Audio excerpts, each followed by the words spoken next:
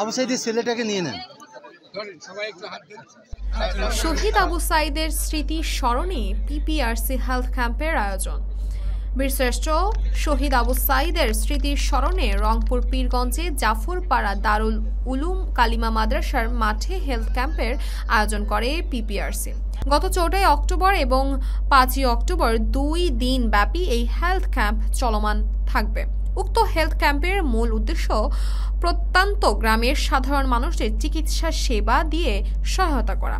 সেই উদ্দেশ্যে সাবেক তত্ত্বাবধায়ক সরকার উপদেষ্টা ডক্টর হোসেন জিল্লুর রহমান বিভিন্ন প্রতিষ্ঠানের সহায়তা নিজ উদ্যোগে গ্রহণ করেন। নিজে সহ আবু সাইদের পরিবার ও ডাক্তারদের সঙ্গে নিয়ে গত শুক্রবার সকাল 9 ঘটিকার সময় এই হেলথ ক্যাম্প উদ্বোধন করেন।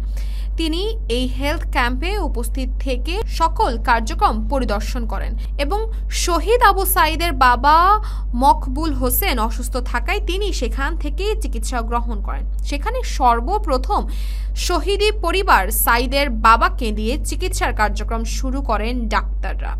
সে সময় প্রফেসর ডক্টর তাহমিনা বানু বলেন, আমাদেরকে যদি একটু সুযোগ সুবিধা দেওয়া যায়, আমরা প্রতি মাসে সারা বাংলাদেশের 1 দিন করে হেলথ ক্যাম্পের আয়োজন করতে পারি। পরবর্তীতে ডক্টর হোসেন জিল্লুর রহমান বলেন, আবু সাইদ হচ্ছেন একজন বীর। ওর মতো করে হয়তো আমরা দেশের জন্য জীবন দিতে পারবো না, কিন্তু আমরা চাইলে আবু সাইদের স্বপ্নকে বাস্তবায়ন করতে মানুষের পাশে দাঁড়াতে পারবো। এজন্যই আমাদের এই উদ্যোগ গ্রহণ করা।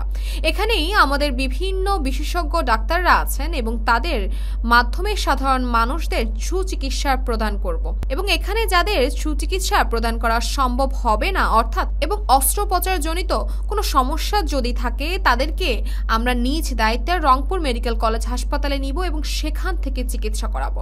এই হেলথ ক্যাম্পে আরো উপস্থিত ছিলেন শহীদ আবু সাইদের বেগম রোকেয়া বিশ্ববিদ্যালয়ের ভিসি অধ্যাপক ডক্টর মোহাম্মদ শওকত আলী। তিনি সাংবাদিকদের মাধ্যমে অভ্যন্তরীণ সরকারের উপদেষ্টার কাছে দাবি জানায়, এই আবু সাইদের এলাকায় যাতে করে স্থানীয়ভাবে একটি স্বাস্থ্য কেন্দ্র তৈরি করে দেওয়া হয়, যাতে করে এই এলাকায় মানুষদের চিকিৎসার জন্য বাইরে যেতে না হয়, গ্রামে থেকেই যেন সুচিকিৎসা পায়। যে প্রশাসন থেকে যেই সুবিধাগুলো পাওয়ার কথা, দুর্নীতি ছাড়া, হয়রানি ছাড়া, সেগুলো যেন সবাই পেতে পারে, এগুলো তো ন্যূনতম আমাদের পাওয়ার অধিকার সবার আছে, তাই না? ওই উদ্দেশ্যেই হেলথ ক্যাম্প করা।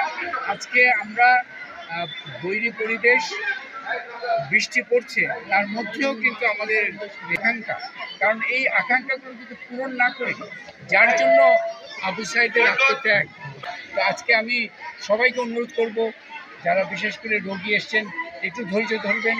হয়তো কিছু আপনাদের অনেকে আসছেন দেখছেন, ধৈর্য ধরে যদি আমরা একটু সুনির্দিষ্টভাবে করি, ভলান্টিয়ারদের কথা শুনেন, আমরা চেষ্টা করব এবং আমরা প্রতিজ্ঞাবদ্ধ যারা আসছি ঢাকা থেকে এবং রংপুর মেডিকেল থেকে, আমরা আমাদের সাধ্যমতো দরকার হলে আমরা আজকে রাত 9টা পর্যন্ত কাজ করি।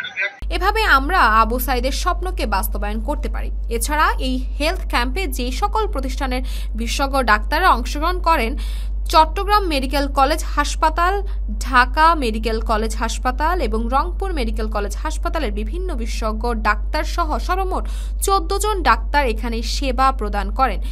এই প্রত্যন্ত অঞ্চলের সাধারণ মানুষরা এই সকল সেবা পেয়ে অনেক আনন্দিত এবং তাদের দাবি প্রতি বছরই যেন এরকম করে 2 দিন ব্যাপী শহীদ আবু সাইদের স্মৃতির স্মরণে হেলথ ক্যাম্পের আয়োজন করা হয়, অথবা শহীদ আবু সাইদের নামে স্থায়ীভাবে একটি হাসপাতাল তৈরি করে দেওয়া হয়।